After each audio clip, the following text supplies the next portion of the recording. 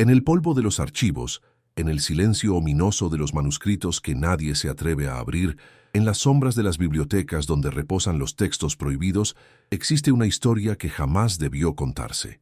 Una historia tan perturbadora, tan profundamente subversiva, que desafía todo aquello en lo que millones de almas han depositado su fe durante 2000 años. ¿Qué sucedería si la narrativa que conocemos, la historia del mártir crucificado, del emperador tirano que perseguía cristianos, del triunfo de la fe sobre el poder, fuera precisamente eso, una narrativa construida, una ficción política diseñada con meticulosidad quirúrgica? ¿Y si Jesús y Nerón no fueran enemigos mortales, sino cómplices en el acto de magia más brillante jamás perpetrado sobre la conciencia humana? Baruch Spinoza nunca escribió directamente sobre este pacto, pero su filosofía abre la puerta a una pregunta que la teología tradicional se niega a formular. ¿Qué sucede cuando la religión deja de ser revelación divina y se convierte en instrumento de control? En su Tratado Teológico Político, Spinoza desmanteló la ilusión de que las Escrituras fueran palabras dictadas por Dios, mostrando que eran documentos humanos, productos de su tiempo, tejidos con las ansiedades, ambiciones y miedos de quienes los escribieron. Si las Escrituras son humanas, si los profetas eran hombres con agendas políticas, entonces toda la arquitectura de la fe se tambalea. Podría ser que el cristianismo mismo, en su origen, no fuera un movimiento espiritual nacido de la pureza divina, sino una estrategia política nacida de la necesidad imperial. Imaginemos por un instante que en algún momento del primer siglo, en los corredores ocultos del poder romano, dos hombres, uno presentado como el Salvador de la humanidad, el otro como el Anticristo encarnado, se encontraron no en conflicto, sino en colaboración. ¿Qué podría impulsar a un emperador y a un Mesías a forjar una alianza secreta? ¿Qué tipo de desesperación, qué visión del futuro, qué cálculo frío y meticuloso haría necesaria tal conspiración? Y más inquietante aún, ¿qué significa para la fe de miles de millones si esta alianza existió realmente? La historia oficial nos cuenta que Nerón persiguió brutalmente a los cristianos, que los quemó como antorchas vivientes en sus jardines, que los culpó del gran incendio de Roma en el año 64 d.C. Nos dicen que fue un tirano sanguinario que odiaba la nueva fe porque amenazaba su divinidad imperial. Pero la historia oficial siempre es escrita por los vencedores, y los vencedores en esta narrativa fueron precisamente aquellos que tenían más que ganar al presentar a Nerón como el villano absoluto. ¿Qué pasaría si la persecución fue teatro? ¿Qué pasaría si los mártires fueron sacrificados no por la fe, sino por la necesidad de crear una mitología de sufrimiento que legitimara el movimiento cristiano como víctima triunfante? Spinoza entendió algo que la Iglesia siempre ha temido, que el miedo es más poderoso que el amor cuando se trata de controlar masas. La religión en sus manos políticas no es consuelo, es disciplina. No es esperanza, es obediencia. Y la obediencia requiere narrativas, requiere enemigos, requiere mártires, requiere la construcción meticulosa de un relato donde el bien y el mal estén perfectamente delimitados, donde la salvación dependa de la sumisión a la autoridad eclesiástica. No es sospechoso que el cristianismo, un movimiento que predicaba la humildad y el amor al prójimo, se convirtiera en pocos siglos en la religión oficial del imperio más poderoso del mundo. No es extraño que una fe que comenzó entre pescadores y carpinteros terminara siendo la herramienta favorita de emperadores y papas. Roma, en el primer siglo, enfrentaba una crisis existencial. El imperio se extendía desde Britania hasta Mesopotamia, pero su cohesión interna se desmoronaba. Las provincias hervían con rebeliones, las sectas religiosas proliferaban como hongos después de la lluvia, y la lealtad a los dioses romanos tradicionales se debilitaba. El judaísmo, particularmente en Judea, representaba un problema constante. Los judíos se negaban a adorar al emperador como Dios, se rebelaban periódicamente, y su monoteísmo intransigente era incompatible con el politeísmo romano. La revuelta judía de 66-70 b.C. terminaría con la destrucción del Templo de Jerusalén, pero antes de eso Roma necesitaba una solución más elegante. ¿Y si esa solución no fue la espada, sino la palabra? ¿Y si en lugar de exterminar al judaísmo, Roma decidió transformarlo en algo más manejable, más compatible con el orden imperial? Aquí es donde entra Jesús, pero no el Jesús de la fe, sino el Jesús histórico, el predicador apocalíptico que caminó por Galilea prometiendo que el reino de Dios estaba cerca. ¿Quién fue realmente este hombre? ¿Fue el Hijo de Dios encarnado o fue un revolucionario judío entre muchos, alguien cuya ejecución debería haber sido una nota al pie en la historia romana? La pregunta que Spinoza nos obliga a plantear es esta: ¿qué pasaría si la figura de Jesús fue cooptada, reescrita, transformada en el fundador de una nueva religión que serviría a los intereses de Roma mejor que cualquier campaña militar? Nerón, según la narrativa estándar, era un emperador demente, obsesionado con las artes, cruel con sus enemigos, paranoico hasta el punto de matar a su propia madre, pero era también astuto. Los emperadores romanos no sobrevivían siendo simplemente locos, sobrevivían siendo políticos magistrales. Nerón heredó un imperio en transición y necesitaba herramientas para consolidar su poder. ¿Qué mejor herramienta que una religión nueva? Una que predicara la obediencia al César, no porque el César fuera divino, sino porque Dios mismo ordenaba someterse a las autoridades terrenales. Pablo de Tarso, cuyas epístolas forman la columna vertebral del Nuevo Testamento, escribió en Romanos 13:1: «Sométanse todos a las autoridades constituidas, pues no hay autoridad que no provenga de Dios, y las que existen fueron establecidas por Él». ¿No es conveniente que precisamente en Roma, bajo el gobierno de Nerón, surgiera una doctrina que convirtiera la sumisión política en un mandato divino? La teoría de que el cristianismo fue una creación romana no es nueva, pero pocos se atreven a explorarla con la profundidad que merece. Si Jesús y Nerón colaboraron, no habría sido un acuerdo directo y personal. Jesús, según los evangelios, murió décadas antes de que Nerón llegara al poder, pero los seguidores de Jesús, los primeros cristianos, podrían haber sido moldeados, dirigidos, instrumentalizados por agentes imperiales para crear una versión del judaísmo que fuera menos peligrosa para Roma. ¿Qué mejor forma de neutralizar una religión rebelde que transformarla en una religión pacifista, que enseñara a poner la otra mejilla, que prometiera recompensas en el más allá en lugar de rebelión en el presente? Spinoza vio claramente cómo los textos religiosos eran productos de su contexto político. Los profetas hebreos no eran simplemente portavoces de Dios.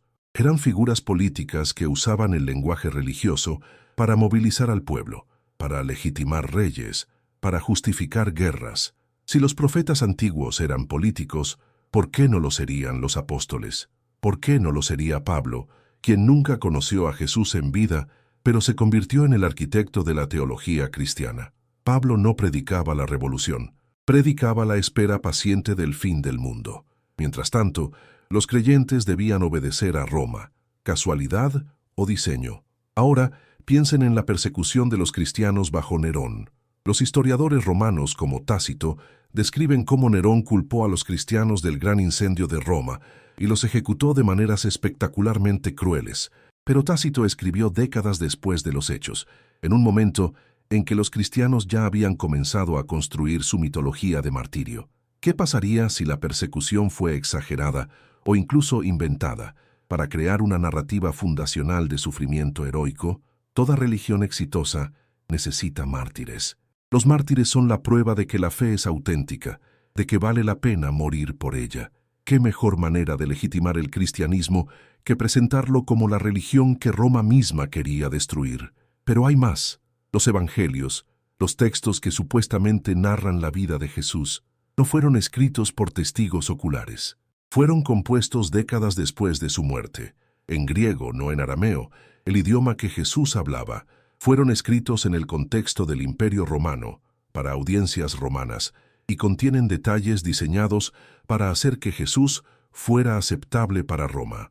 Poncio Pilato, el prefecto romano que ordenó la crucifixión, es presentado en los evangelios como un hombre reacio, casi inocente, que cede ante la presión de la turba judía. En realidad, Pilato era conocido por su brutalidad y su desprecio por los judíos. ¿Por qué los evangelios blanquean a Pilato y culpan a los judíos? Porque fue escrito en un momento en que el cristianismo estaba separándose del judaísmo y buscaba aceptación en el mundo romano. Culpar a los judíos por la muerte de Jesús servía a esa agenda política. ¿Ven el patrón? ven cómo cada elemento de la narrativa cristiana parece diseñado no para preservar la verdad histórica, sino para servir a un propósito político específico. Spinoza nos enseñó a leer los textos religiosos con ojo crítico, a buscar las huellas de la manipulación humana detrás de las afirmaciones de inspiración divina. Si aplicamos ese método al cristianismo primitivo, lo que encontramos no es un movimiento espontáneo de fe, sino una operación de ingeniería social, una construcción deliberada de una religión que serviría a los intereses del poder imperial. Y aquí llegamos al corazón del pacto secreto. Imaginemos que Nerón o sus asesores comprendieron que destruir el judaísmo por la fuerza era imposible sin desestabilizar el imperio. ¿Qué pasaría si en lugar de eso decidieron transformarlo desde dentro? ¿Qué pasaría si financiaron, protegieron y promovieron una secta judía que predicara la sumisión al César, que despolitizara el mesianismo, que convirtiera la esperanza revolucionaria en esperanza escatológica? En otras palabras, ¿qué pasaría si el cristianismo fue diseñado como un caballo de Troya para desactivar la resistencia judía? En este momento, en algún lugar del mundo, alguien está leyendo esto con escepticismo, quizás con indignación, y es natural. La fe no se deja desmantelar fácilmente, pero aquí hay algo hermoso que podemos hacer juntos. Quiero que compartas en los comentarios desde qué país y ciudad nos estás mirando y qué hora es allí en este preciso instante. Quiero que este mensaje viaje por el mundo, que crucemos fronteras y usos horarios, que nos demos cuenta de que somos una comunidad global buscando la verdad. Y si este video te ha hecho pensar, si te ha inquietado, si te ha despertado preguntas que no sabías que tenías, compártelo con un amigo cercano. Compártelo con el deseo de que la verdad, sin importar cuán incómoda, traiga bendiciones a su familia y a la tuya. Porque la verdad, cuando se comparte con amor, no destruye, libera. Volvamos a Spinoza. Su filosofía no era nihilista. No buscaba destruir la religión por el mero placer de la destrucción. Buscaba liberar a la humanidad de la superstición, del miedo, de la manipulación. Creía que Dios existía, pero no como un tirano celestial que exigía obediencia ciega. Dios, para Spinoza, era la naturaleza misma, la totalidad de todo lo que existe, y comprenderlo requería razón, no fe ciega. La religión verdadera, entonces, no consistía en creer en dogmas, sino en vivir de acuerdo con la razón y la compasión. ¿Qué diría Spinoza del pacto entre Jesús y Nerón? Probablemente diría que es un ejemplo perfecto de cómo los seres humanos convierten lo sagrado en herramienta de poder. La idea de que el cristianismo fue una conspiración romana se vuelve aún más plausible cuando examinamos lo que sucedió después de Nerón. El emperador Constantino en el siglo IV convirtió el cristianismo en la religión oficial del imperio. ¿Por qué? No porque tuviera una conversión genuina en el camino a Damasco, sino porque vio en el cristianismo una herramienta de unificación política. El Concilio de Nicea en 325 d.C., convocado por Constantino, no fue un evento espiritual, fue un evento político. Allí se definieron los dogmas centrales del cristianismo, se descartaron los evangelios que no servían a la agenda imperial y se estableció la ortodoxia. La Iglesia se convirtió en el brazo ideológico del imperio y el imperio se convirtió en el brazo militar de la Iglesia. ¿No es esto exactamente lo que Spinoza denunciaba, la fusión entre religión y poder? ¿Por qué la humanidad teme tanto a la verdad? ¿Por qué preferimos las mentiras cómodas a las verdades incómodas? Porque la verdad exige responsabilidad. Si el cristianismo fue una construcción humana, entonces no podemos escondernos detrás de la autoridad divina para justificar nuestras acciones. Si Jesús fue manipulado, reescrito, convertido en un personaje que nunca fue, entonces debemos preguntarnos qué más ha sido manipulado, qué más ha sido reescrito, qué otras narrativas aceptamos sin cuestionar. Spinoza sabía que esta pregunta era peligrosa, por eso fue excomulgado, por eso fue expulsado de su comunidad, por eso vivió el resto de sus días bajo amenaza constante. Pero también sabía que la pregunta era necesaria, porque la única forma de liberarse de la tiranía, ya sea religiosa, política o mental, es cuestionar la autoridad. El pacto secreto entre Jesús y Nerón, si existió, no fue un acuerdo firmado en un pergamino oculto en alguna bóveda secreta. Fue algo más sutil y más insidioso. Fue el reconocimiento, por parte de los poderes imperiales, de que la religión podía ser moldeada, dirigida, utilizada. Fue la comprensión de que la fe de las masas podía ser el instrumento más poderoso de control jamás inventado. Y esa comprensión no murió con Nerón. Sobrevivió a través de los siglos, a través de emperadores y papas, a través de inquisiciones y cruzadas, a través de toda la maquinaria del poder eclesiástico que Spinoza se atrevió a desafiar. ¿Qué significa que un dogma se derrumbe ante la razón? Significa que nunca fue verdad, solo fue útil. Significa que aquellos que lo defendieron lo hicieron no porque fuera correcto, sino porque les convenía, y cuando deja de ser útil, cuando la razón finalmente lo expone como la ficción que siempre fue, aquellos que basaron sus vidas en él sienten que el suelo se desmorona bajo sus pies. Por eso la Iglesia siempre ha temido más a las dudas que a las herejías. Las herejías pueden ser combatidas con fuego y espada. Las dudas, una vez plantadas, crecen en silencio, imposibles de erradicar. Imaginemos por un momento a Jesús, el hombre histórico, caminando por las polvorientas calles de Jerusalén, predicando un mensaje de esperanza para los oprimidos. Imaginemos que su mensaje era genuino, que realmente creía que Dios vendría pronto a liberar a su pueblo de la ocupación romana. Imaginemos que murió creyendo en esa promesa, y luego imaginemos que décadas después, hombres que nunca lo conocieron, tomaron su historia y la retorcieron, la editaron, la transformaron en algo que él jamás habría reconocido. Imaginemos que su nombre fue usado para justificar exactamente lo opuesto a lo que predicó. No la liberación, sino la sumisión. No la resistencia, sino la obediencia. ¿No sería esa la traición más cruel de todas? Y sin embargo, aquí estamos, 2000 años después, viviendo en un mundo donde 1.000 millones de personas creen en la versión oficial de la historia. Creen que Jesús fue el Hijo de Dios, que resucitó de entre los muertos, que fundó una iglesia que habla en su nombre. Creen que Nerón fue su enemigo, el perseguidor de los santos. Creen porque les enseñaron a creer, porque la narrativa es poderosa, porque el martirio es convincente, porque la promesa de vida eterna es irresistible. Pero Spinoza nos pide que hagamos una pausa, que respiremos, que examinemos las evidencias con ojo crítico, que nos preguntemos, ¿quién se benefició de esta historia? ¿Quién ganó poder al contarla de esta manera? La respuesta es clara. El imperio ganó. La iglesia ganó. Los poderosos ganaron. Los oprimidos, aquellos a quienes Jesús supuestamente vino a salvar, siguieron siendo oprimidos, solo que ahora se les dijo que su opresión era voluntad de Dios, que su sufrimiento era una prueba, que su recompensa vendría en el cielo, no en la tierra. ¿No es esta la estrategia perfecta para mantener el orden social? ¿No es esta la forma más efectiva de evitar revoluciones? Dale a la gente esperanza suficiente para que no se rebele, pero no tanta como para que espere justicia aquí y ahora.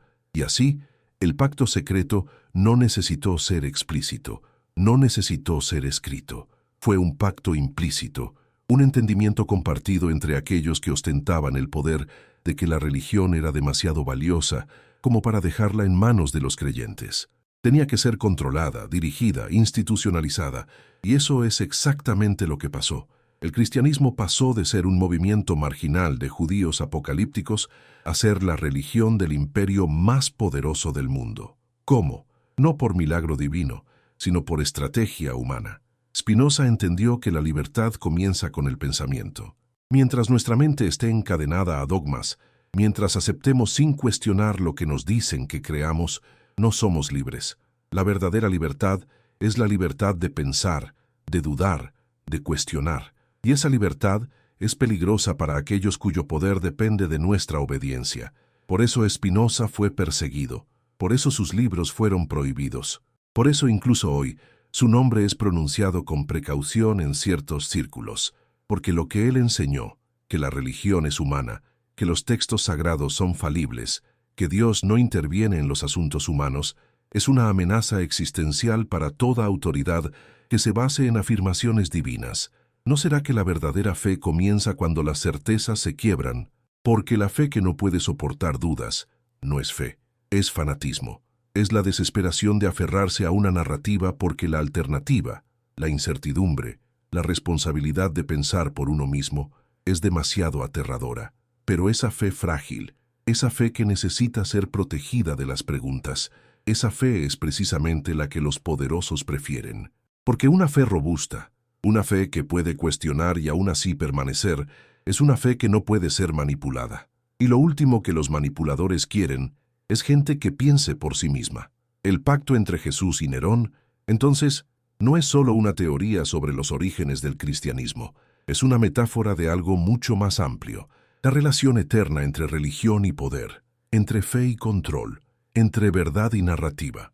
Es el reconocimiento de que las historias que nos cuentan sobre el pasado no son neutras, sirven a propósitos, construyen identidades, legitiman jerarquías, y cuando esas historias son desafiadas, cuando alguien se atreve a preguntar, ¿es esto realmente cierto?, la reacción no es el debate racional, es la furia, es la acusación de blasfemia, es el intento de silenciar la pregunta antes de que se propague, pero las preguntas, una vez formuladas, no pueden ser borradas, pueden ser ignoradas, pueden ser ridiculizadas, pueden ser castigadas, pero siguen ahí, latiendo en el fondo de la mente, esperando el momento en que alguien sea lo suficientemente valiente como para articularlas de nuevo. Y ese es el legado de Spinoza. Nos enseñó que formular la pregunta correcta es más importante que tener la respuesta correcta, porque la pregunta abre puertas, la pregunta desafía suposiciones, la pregunta es el primer paso hacia la libertad. Entonces, mientras reflexionamos sobre el pacto secreto entre Jesús y Nerón, no lo hagamos con cinismo, sino con lucidez. No se trata de destruir la fe de nadie, se trata de comprender cómo la fe ha sido utilizada, manipulada, convertida en herramienta de poder, y al comprender eso, podemos comenzar a distinguir entre la fe auténtica, aquella que nace de la experiencia personal, de la búsqueda honesta de significado, y la fe impuesta, aquella que nos dice qué creer, cómo creer y qué sucederá si no creemos. En algún lugar del mundo, en este preciso momento, alguien está abriendo un libro prohibido, alguien está leyendo a Spinoza por primera vez, alguien está formulando una pregunta que nunca antes se había atrevido a pensar. Y en ese momento, el pacto secreto, ese pacto invisible entre poder y religión, comienza a desmoronarse. Porque la verdad, sin importar cuánto tiempo esté enterrada, eventualmente encuentra su camino hacia la luz. Y cuando lo hace, nada vuelve a ser lo mismo. La historia del pacto secreto entre Jesús y Nerón no puede comprenderse plenamente sin adentrarse en el corazón del conflicto que define toda la existencia humana. La batalla entre fe y razón, entre lo que nos dicen que debemos creer y lo que podemos demostrar, entre la autoridad revelada y la autonomía del pensamiento.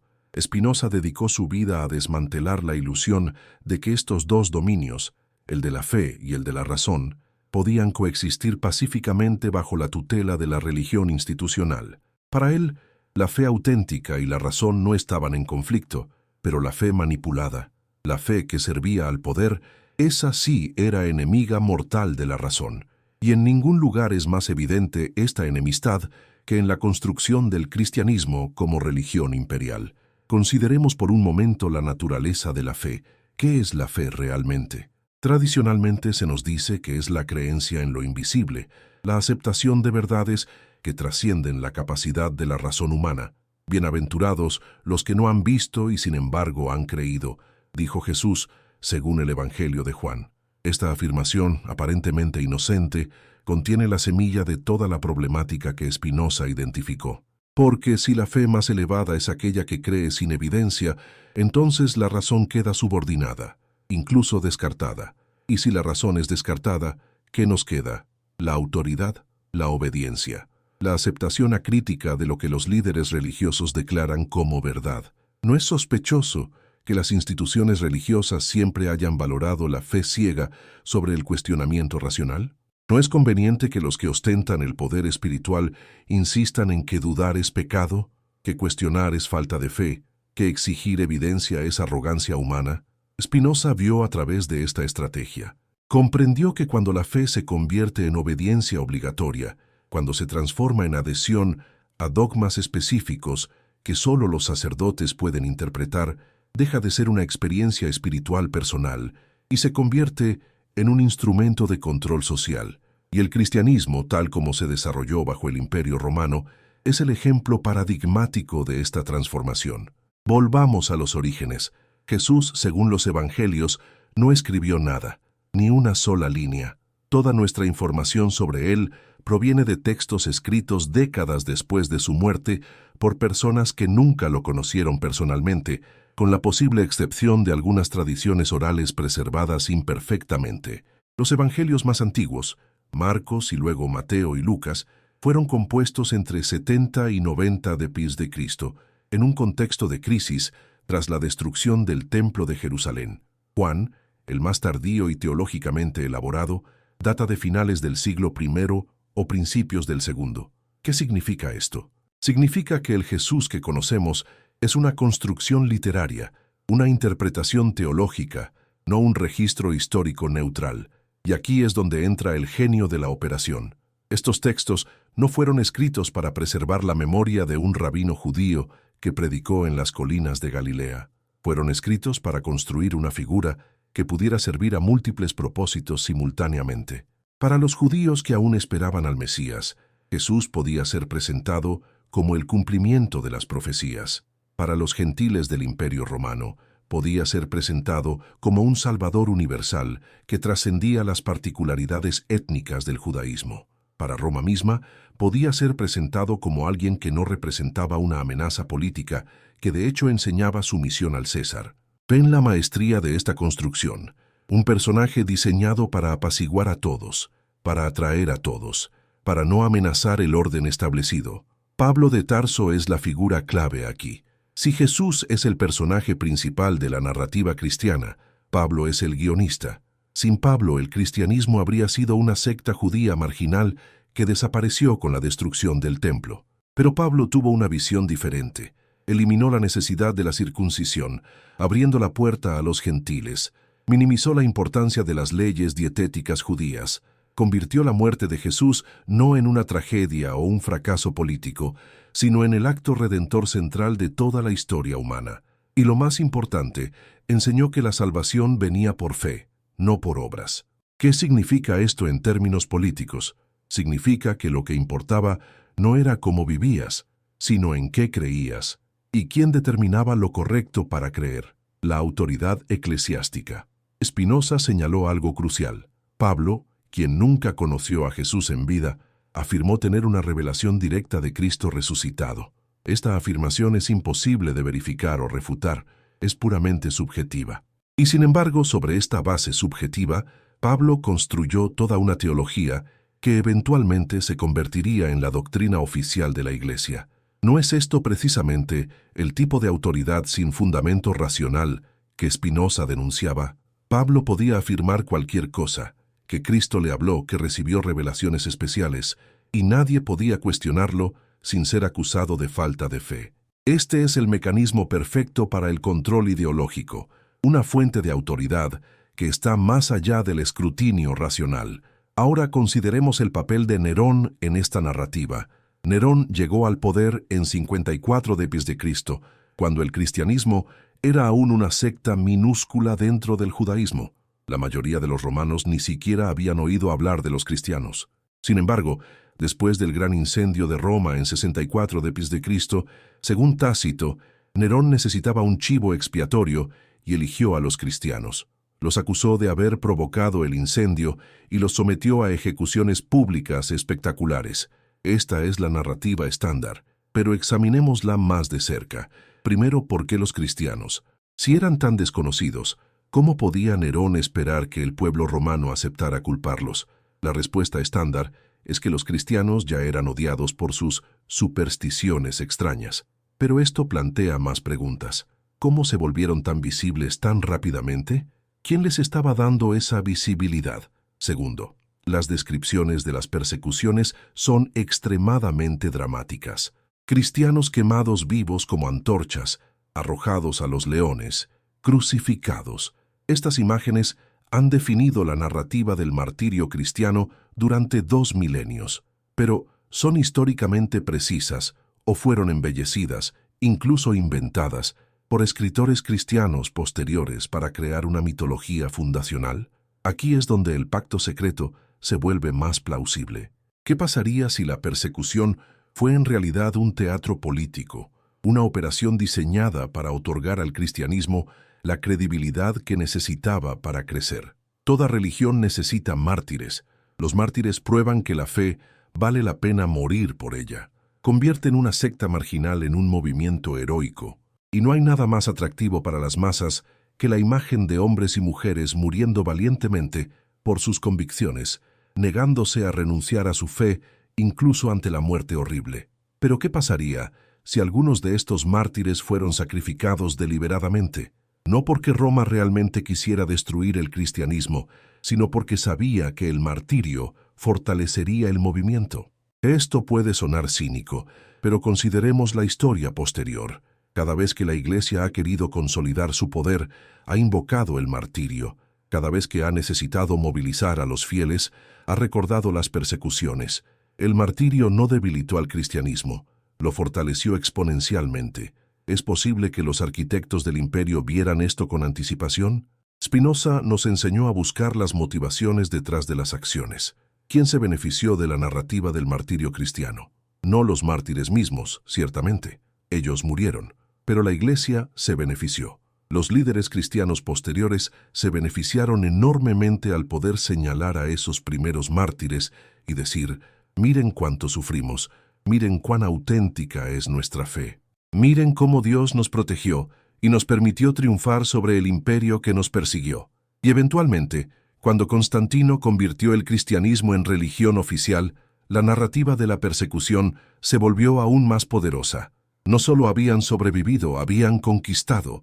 Pero aquí está la ironía suprema. El imperio que supuestamente persiguió a los cristianos terminó siendo gobernado por ellos.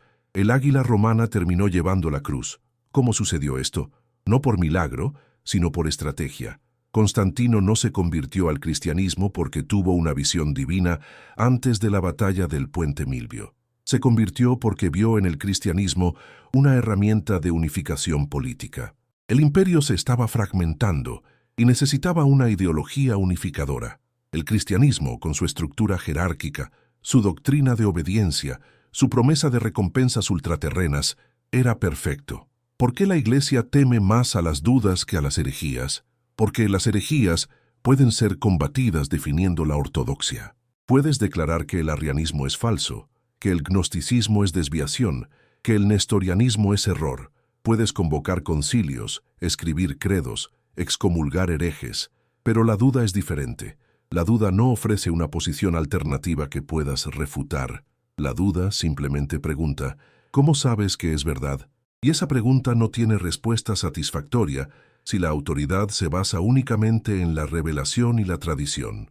Spinoza hizo exactamente esa pregunta. ¿Cómo saben los profetas que Dios les habló? Su respuesta fue devastadora. No lo saben. Creen que lo saben. Interpretan sus experiencias subjetivas como comunicaciones divinas. Pero no tienen forma de demostrar que Dios realmente les habló, en lugar de que simplemente imaginaran que lo hizo. Y si los profetas no pueden demostrar que Dios les habló, entonces toda la estructura de la autoridad religiosa, basada en la revelación, colapsa. No quedamos con seres humanos afirmando tener conocimiento especial sin poder probarlo. Y eso no es teología, es política. El conflicto entre fe y razón no es un conflicto entre espiritualidad y materialismo. Es un conflicto entre autoridad dogmática y libertad intelectual. La razón no niega la existencia de Dios, simplemente insiste en que nuestras afirmaciones sobre Dios deben estar sujetas al mismo escrutinio que nuestras afirmaciones sobre cualquier otra cosa. Si afirmas que Dios quiere que hagamos algo específico, debemos poder preguntar: ¿cómo lo sabes?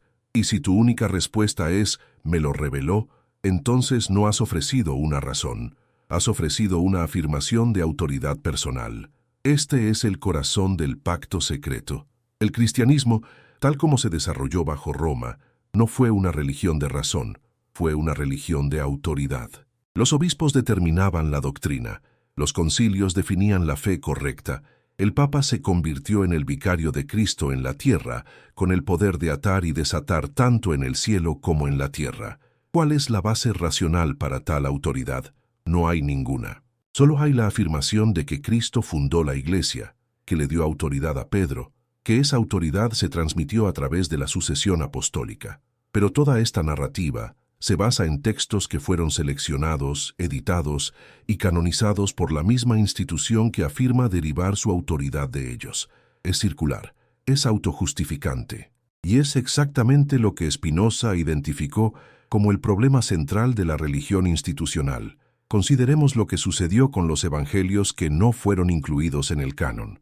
Había docenas de evangelios circulando en los primeros siglos del cristianismo: el evangelio de Tomás, el evangelio de María, el evangelio de Pedro, el evangelio de Judas. Algunos de estos textos presentaban visiones de Jesús radicalmente diferentes de la versión oficial. Algunos lo mostraban como un maestro de sabiduría, no como un sacrificio expiatorio. Algunos daban a las mujeres roles prominentes. Algunos cuestionaban la necesidad de la jerarquía eclesiástica. ¿Qué pasó con estos textos? Fueron declarados heréticos. Fueron destruidos. Fueron enterrados en el desierto. Y los únicos que sobrevivieron lo hicieron por accidente, como los manuscritos de Nag Hammadi, descubiertos en 1945. ¿Por qué fueron suprimidos estos textos? Porque contradecían la narrativa que la Iglesia estaba construyendo. Esa narrativa requería un Jesús específico, un Jesús que fundó una iglesia jerárquica, que otorgó autoridad a los apóstoles, que enseñó doctrinas específicas sobre la salvación y el pecado. Cualquier texto que presentara una versión diferente era una amenaza. No porque fuera falso. ¿Cómo podríamos saber cuál es el Jesús verdadero cuando todos los relatos son de segunda o tercera mano? Sino porque era inconveniente. Aquí es donde el pacto secreto se vuelve más que una teoría de conspiración histórica. Se convierte en una metáfora de cómo opera el poder religioso. El pacto no es necesariamente entre individuos específicos, Jesús y Nerón, sino entre la religión como institución y el poder político como estructura. Es el acuerdo implícito de que la religión legitimará el poder político diciendo que proviene de Dios, y el poder político protegerá y promoverá la religión dándole monopolio sobre la verdad espiritual. Este pacto existió durante todo el período medieval. La Iglesia coronaba reyes y emperadores, declarándolos gobernantes por derecho divino. A cambio, los reyes y emperadores hacían cumplir la ortodoxia religiosa, perseguían herejes, financiaban catedrales. Era una simbiosis perfecta, y cualquiera que cuestionara esta disposición, ya fueran los cátaros, los valdenses, los husitas, era aplastado. No porque sus creencias fueran demostrablemente falsas, sino porque amenazaban el sistema de poder. Spinoza vivió en los Países Bajos del siglo XVII, una de las sociedades más tolerantes de su tiempo, y aún así fue excomulgado por su propia comunidad judía.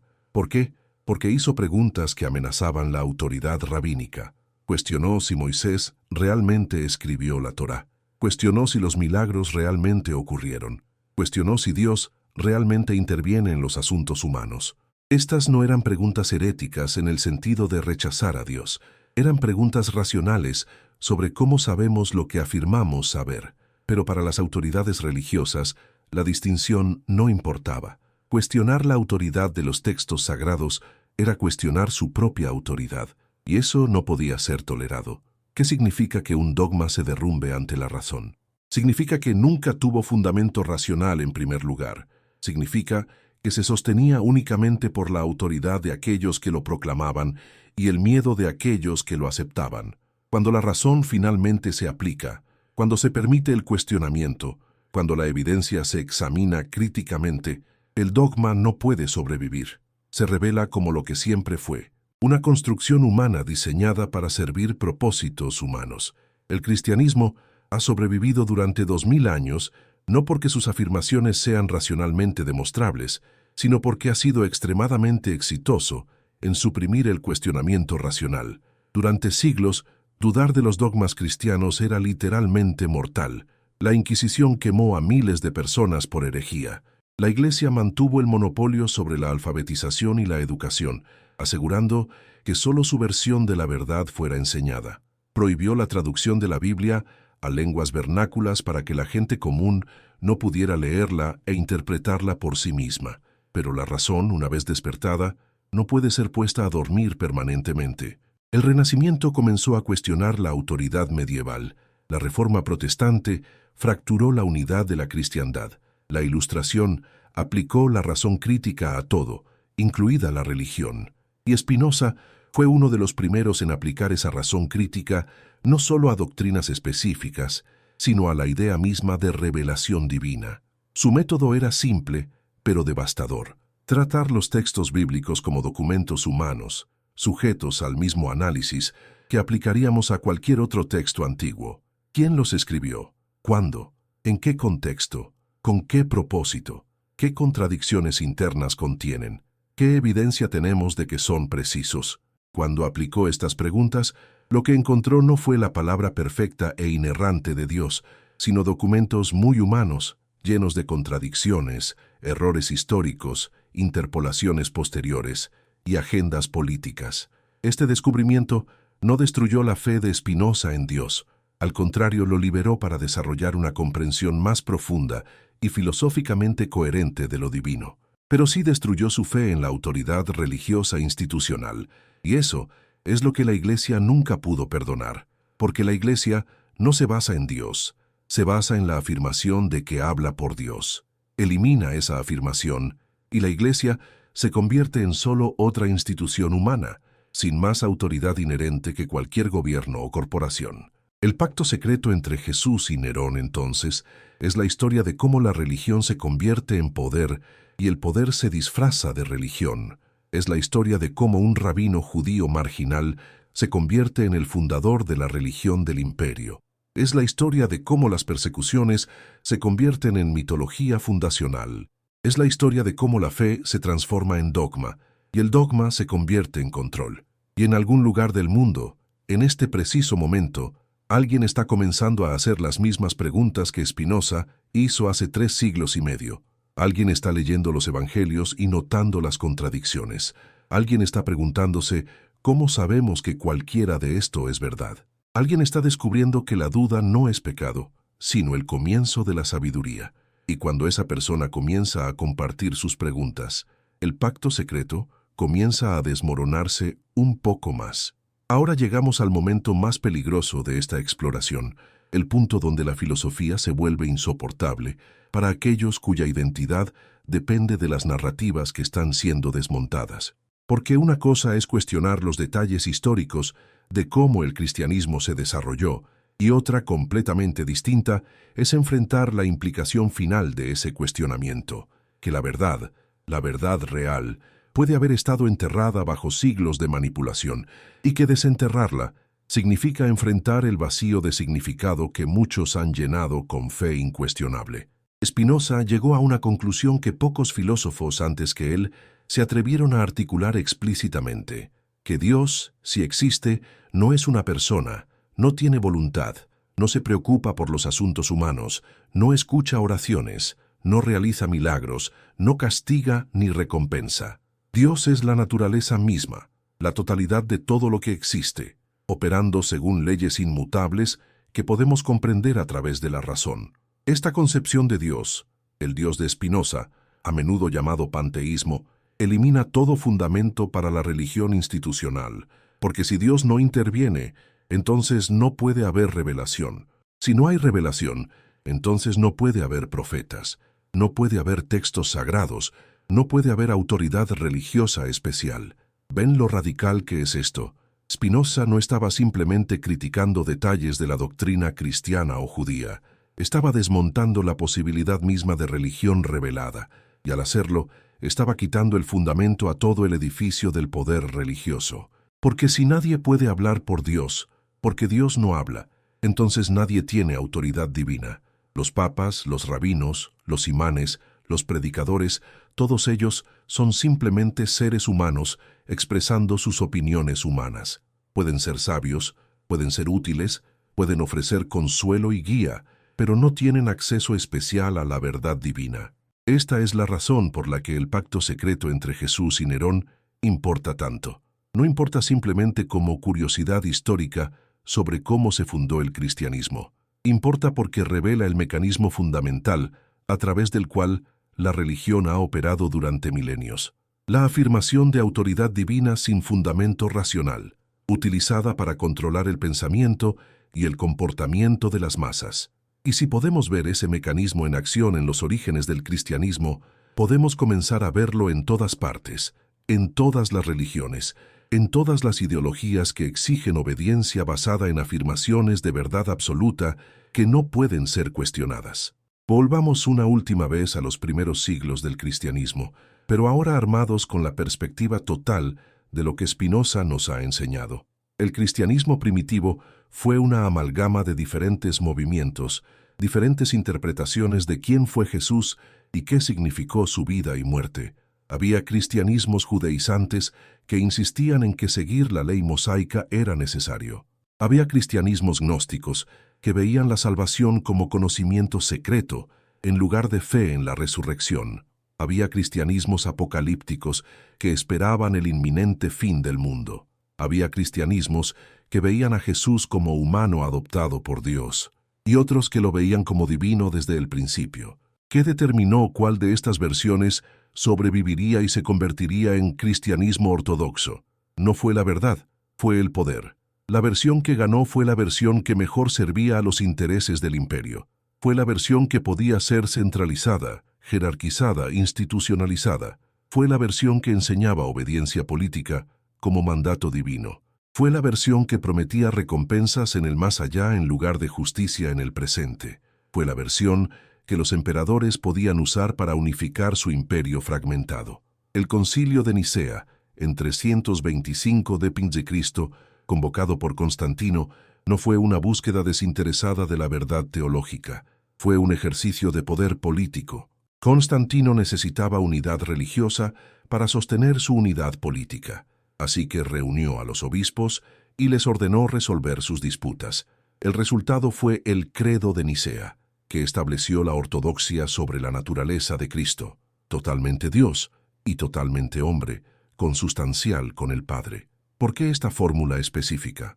No porque fuera obvia o racionalmente necesaria, sino porque era lo suficientemente abstracta para ser impuesta y lo suficientemente específica para excluir alternativas que Constantino consideraba problemáticas. Aquellos que no aceptaron esta fórmula, los arrianos que creían que Cristo era subordinado al Padre, fueron declarados herejes, no porque sus argumentos fueran malos, sino porque perdieron el respaldo político. Arrio era un obispo respetado con seguidores considerables, pero Constantino decidió contra él, y eso fue suficiente. La verdad se convirtió en lo que el poder decretó que era verdad. Este patrón se repitió una y otra vez a lo largo de la historia cristiana. En el Concilio de Calcedonia, en 451 d.C., se definió la naturaleza de Cristo contra los monofisitas. En el Concilio de Constantinopla se condenó el origenismo. En el Concilio de Trento se rechazó la teología protestante. Cada vez, la verdad fue determinada no por argumentación racional o evidencia empírica, sino por el voto de obispos reunidos bajo el auspicio del poder político. ¿Y qué pasó con aquellos que se atrevieron a disentir? Fueron perseguidos, exiliados, a menudo ejecutados. El cristianismo, que comenzó como una secta perseguida, se convirtió en el perseguidor más eficiente de la historia humana. La Inquisición española atormentó y quemó a miles. Las guerras de religión entre católicos y protestantes mataron a millones. Las cruzadas masacraron poblaciones enteras en nombre de Cristo. Todo esto fue hecho por personas que afirmaban seguir las enseñanzas de un hombre que supuestamente predicó el amor, el perdón y poner la otra mejilla. ¿Cómo puede explicarse esta contradicción? Solo comprendiendo que el cristianismo institucional nunca se trató realmente de seguir a Jesús. Se trató de poder, se trató de control. Se trató de usar el nombre de Jesús y la autoridad de Dios para legitimar la dominación de unos seres humanos sobre otros. Y el pacto secreto entre Jesús y Nerón, ya sea literal o metafórico, es la historia de cómo esto comenzó. Spinoza vio todo esto con claridad cristalina.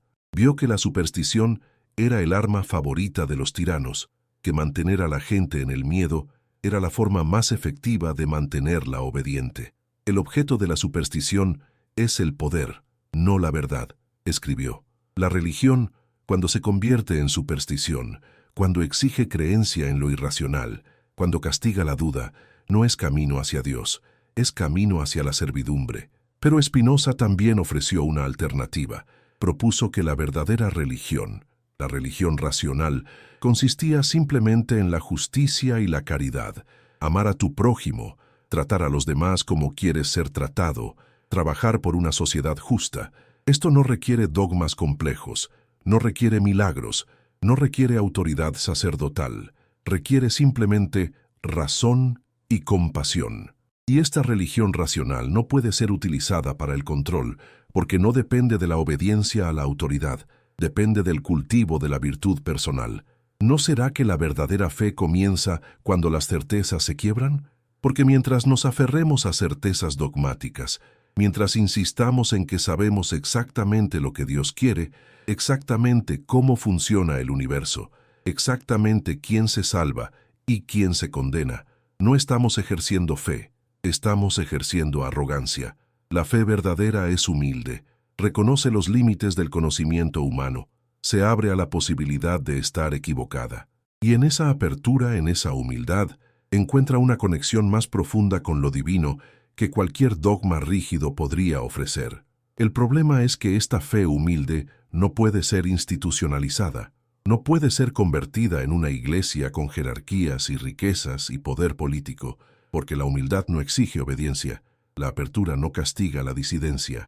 Una religión verdaderamente racional, como la que Spinoza imaginó, sería incompatible con todo el aparato del poder religioso que se ha construido a lo largo de los siglos, y ahí radica la amenaza que Spinoza representaba y que cualquiera que piensa como él todavía representa. No es una amenaza a Dios, es una amenaza a aquellos que afirman hablar por Dios. No es una amenaza a la espiritualidad, es una amenaza a la institucionalización de la espiritualidad. No es una amenaza a la fe, es una amenaza al uso de la fe como herramienta de control. Consideremos lo que está en juego si el pacto secreto entre Jesús y Nerón es real. No se trata solo de la historia antigua, se trata de la legitimidad de toda la estructura del cristianismo institucional. Si el cristianismo fue diseñado desde el principio como una herramienta de control imperial, entonces cada afirmación de autoridad divina hecha por la Iglesia es sospechosa. La sucesión apostólica, la infalibilidad papal, la autoridad de los concilios, todo ello se basa en la premisa de que Jesús fundó intencionalmente una iglesia institucional y le dio autoridad divina. Pero si Jesús fue cooptado, si su mensaje fue distorsionado, si su figura fue utilizada para propósitos que nunca pretendió, entonces esa premisa colapsa. Esto no significa que no pueda haber espiritualidad cristiana auténtica. Millones de personas encuentran significado, consuelo y guía moral en las enseñanzas de Jesús, tal como las comprenden. Pero lo que sí significa es que deben distinguir entre su fe personal y las afirmaciones institucionales de autoridad absoluta. Pueden seguir a Jesús sin someterse a la Iglesia. Pueden buscar a Dios sin aceptar dogmas. Pueden cultivar la espiritualidad sin renunciar a la razón. Y esto nos lleva al corazón del conflicto que Spinoza identificó. La tensión irresoluble entre la religión como experiencia personal de lo divino y la religión como sistema institucional de poder. La experiencia personal es íntima, subjetiva, imposible de regular. El sistema institucional requiere uniformidad, obediencia, control. No pueden coexistir pacíficamente. Uno siempre intentará dominar al otro. La historia del cristianismo es la historia de esta tensión. Los místicos cristianos, Meister Eckhart, Teresa de Ávila, Juan de la Cruz, siempre han estado en conflicto con la jerarquía eclesiástica porque su experiencia directa de lo divino amenazaba la mediación de la Iglesia. Si puedes experimentar a Dios directamente, ¿para qué necesitas sacerdotes? Si tu relación con lo divino es personal, ¿por qué necesitas que la Iglesia te diga qué creer? Los místicos fueron tolerados solo cuando aceptaron subordinarse a la autoridad eclesiástica. Cuando no lo hicieron, fueron condenados como herejes. Spinoza era, en cierto sentido, un místico, pero un místico racional. Creía en la posibilidad de una comprensión intuitiva directa de Dios a través de la razón. Su conocimiento del tercer género, como lo llamaba, era una forma de percepción directa de cómo todas las cosas están conectadas en Dios. Pero esta percepción no requería revelación sobrenatural, no requería milagros, no requería autoridad eclesiástica. Requería solo el desarrollo disciplinado de la capacidad racional. ¿Qué significa esto? Para la religión institucional, significa que es obsoleta. Si Dios puede ser comprendido a través de la razón, si la espiritualidad auténtica es accesible para cualquiera que cultive su intelecto y su compasión, entonces toda la estructura de mediación religiosa, sacerdotes, sacramentos, liturgias, dogmas, se vuelve innecesaria. Puede ser útil para algunos, puede proporcionar comunidad y consuelo, pero no es necesaria para la salvación, porque la salvación no es un evento futuro otorgado por Dios, es un estado presente de comprensión y paz que alcanzamos a través del conocimiento correcto. Esta es la revolución espinosista, la democratización radical de la espiritualidad. No necesitas ser sacerdote, no necesitas ser teólogo, no necesitas tener acceso a textos sagrados o revelaciones especiales. Solo necesitas razón y determinación para usarla. Y esto, más que cualquier crítica específica de las Escrituras, es lo que hizo a Spinoza tan peligroso. Porque si todos pueden acceder a Dios directamente a través de la razón, entonces toda la jerarquía religiosa pierde su razón de ser. Volvamos ahora al pacto secreto con esta comprensión más profunda. El pacto no fue simplemente entre Jesús y Nerón como individuos, fue entre la espiritualidad como experiencia liberadora y el poder como estructura de control. Fue el momento en que una visión espiritual potencialmente radical, la llegada del reino de Dios, la inversión de las jerarquías mundanas, el amor universal, fue capturada, domesticada, reescrita para servir al orden establecido. Jesús, según los evangelios, dijo cosas extraordinariamente subversivas. Dijo que los últimos serán los primeros. Dijo que es más fácil que un camello pase por el ojo de una aguja que un rico entre en el reino de Dios. Dijo que vino a traer no paz sino espada, a poner hijo contra padre, hija contra madre. Estas son declaraciones revolucionarias, incompatibles con cualquier orden social estable. Si se toman en serio, implican un cuestionamiento radical de toda jerarquía, toda riqueza, toda autoridad.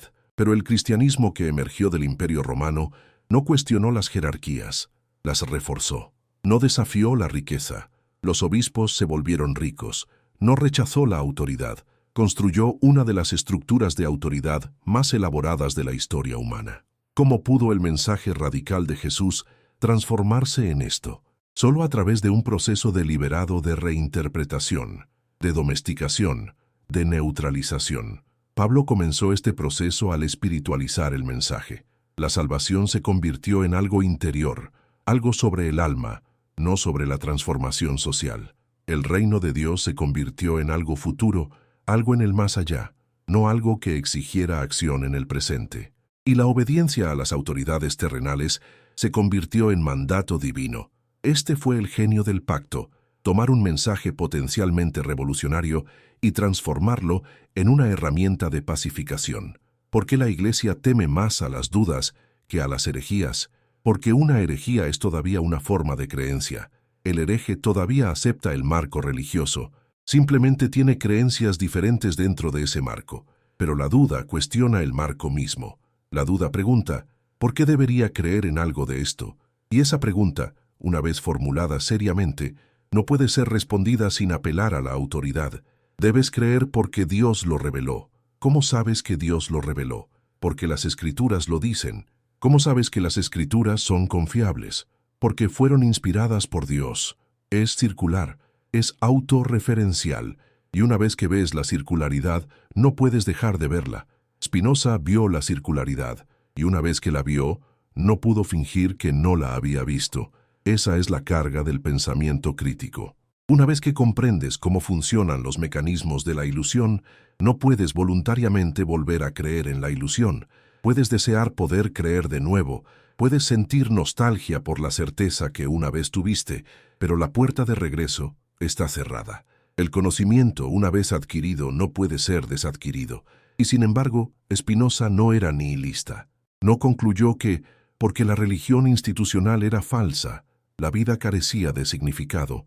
Al contrario, encontró significado en la comprensión, en el amor intelectual de Dios, en la alegría de contemplar la totalidad de la existencia y comprender nuestro lugar en ella. Para Spinoza, la verdadera felicidad, la verdadera salvación, consistía en aceptar nuestra naturaleza como parte de la naturaleza infinita, en comprender que somos modos finitos de la sustancia infinita, expresiones temporales de lo eterno. Esta visión puede parecer fría, impersonal. No hay un Dios personal que se preocupe por nosotros individualmente, que escuche nuestras oraciones, que intervenga para salvarnos, pero Spinoza argumentaría que esta visión es más liberadora que cualquier religión tradicional, porque nos libera del miedo. No necesitamos temer el castigo divino. No hay un Dios que castigue. No necesitamos temer la muerte. La muerte es simplemente la disolución de nuestro modo finito de vuelta en la sustancia infinita.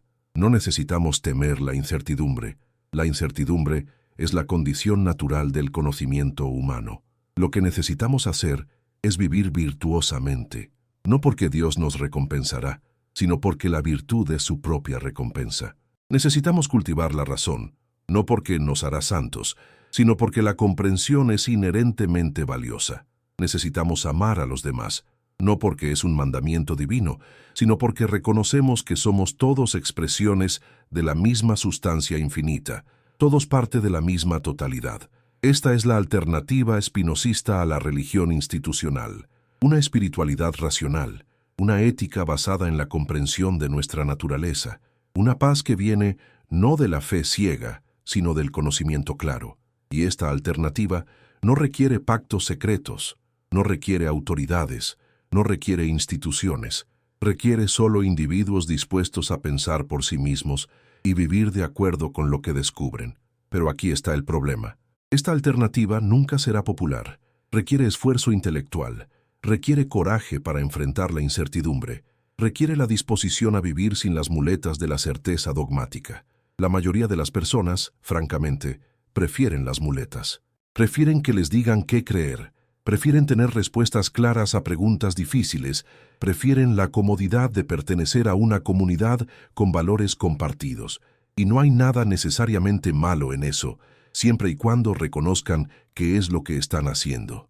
Eligiendo consuelo sobre verdad, comunidad sobre autonomía, certeza sobre honestidad intelectual.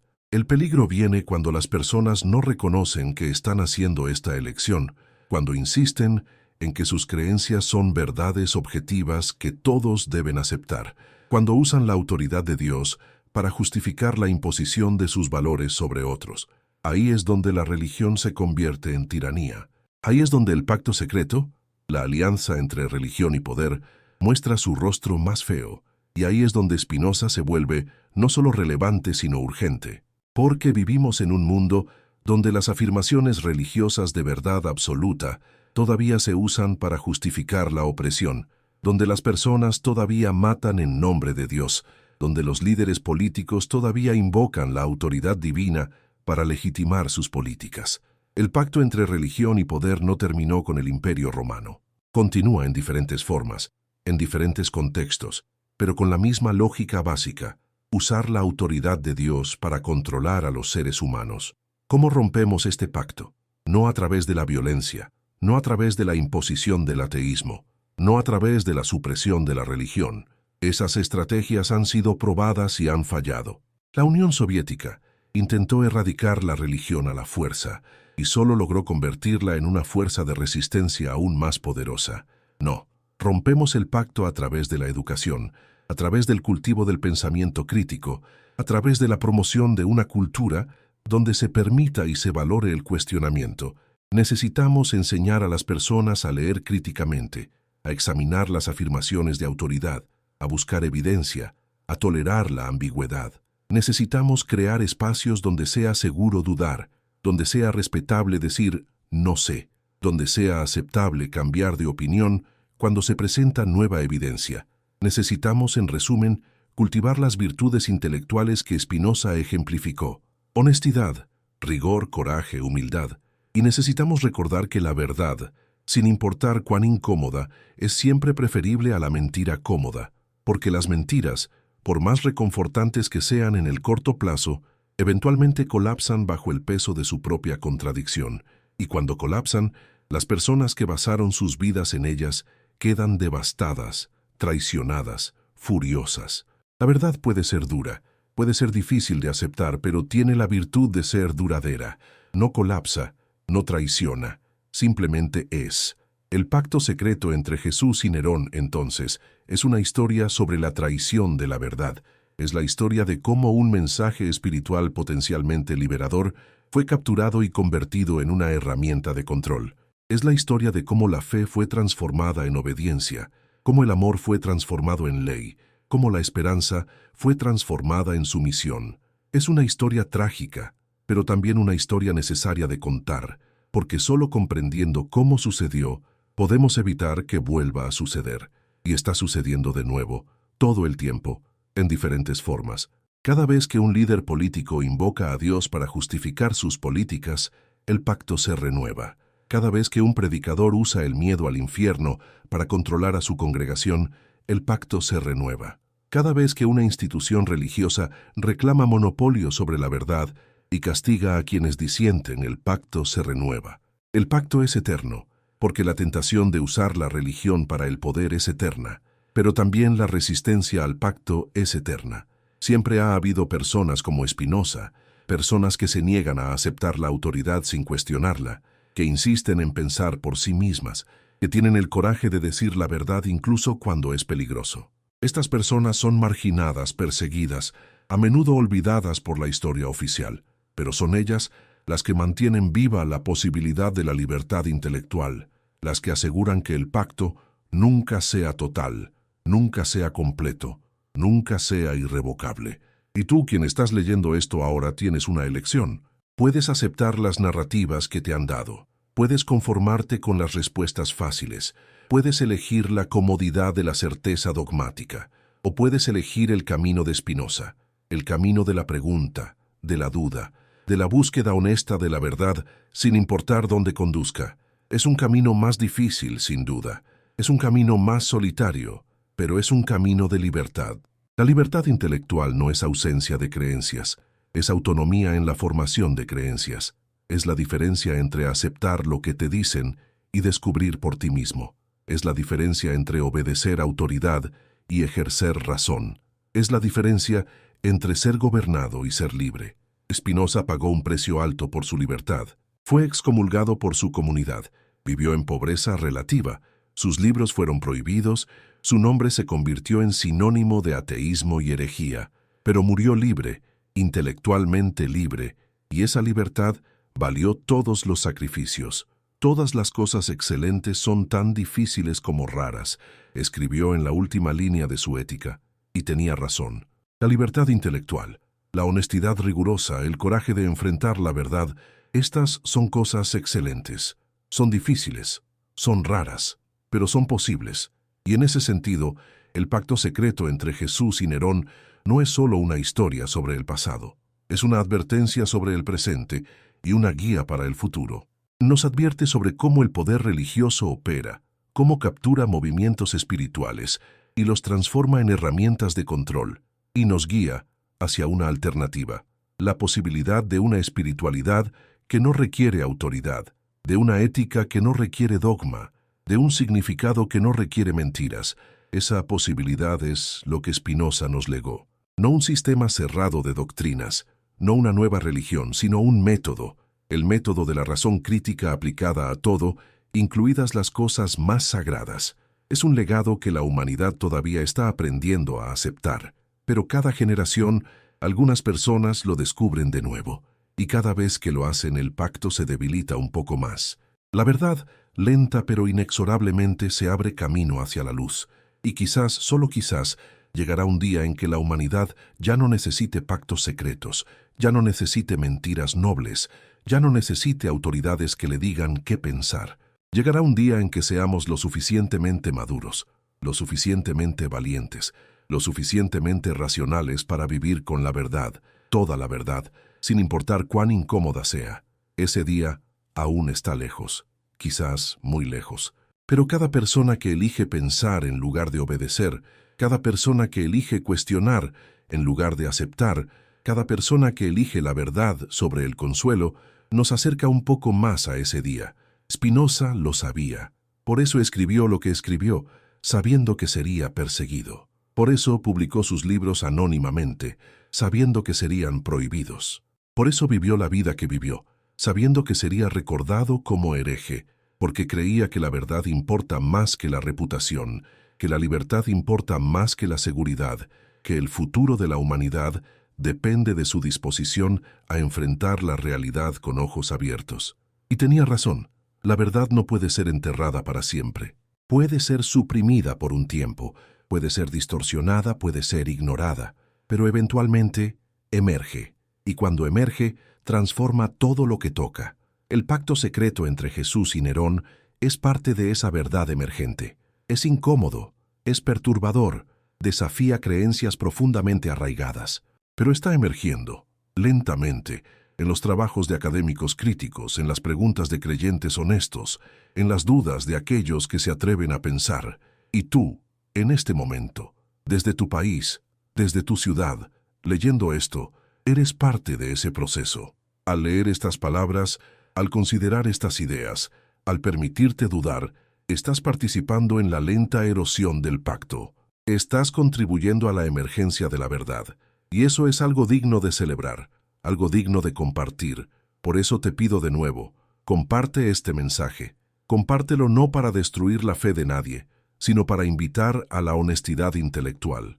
Compártelo con el deseo de que la verdad, sin importar lo que sea, traiga finalmente liberación en lugar de opresión, claridad en lugar de confusión, paz en lugar de miedo, porque ese es el verdadero regalo de Spinoza. No las respuestas específicas que ofreció, sino el método que nos dio, el coraje que ejemplificó, la libertad que demostró que es posible. La verdad no puede ser enterrada para siempre, y el pacto secreto, sin importar cuán profundamente enterrado haya estado, está saliendo finalmente a la luz.